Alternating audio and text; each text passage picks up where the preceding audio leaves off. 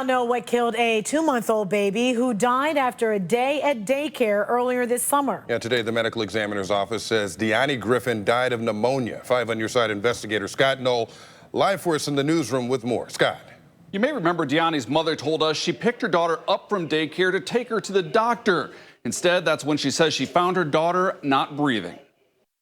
The sign in front of Nana's home daycare gone. The toys now lined up in a corner of the yard. The Giddings Road daycare shut down by the state after inspectors found a number of violations following 2-month-old Di'Yanni Griffin's death. The medical examiner determined Griffin died of natural causes from pneumonia.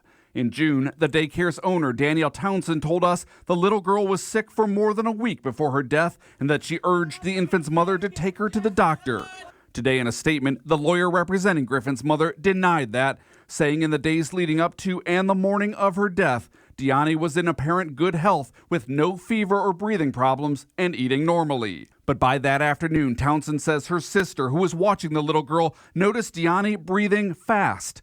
What happened next still isn't clear. Griffin's mother says she picked her daughter up, walked upstairs, and realized the 2-month-old wasn't breathing.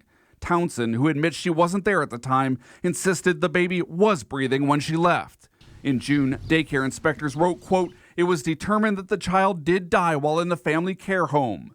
Officially, the medical examiner says the baby was pronounced dead at the hospital.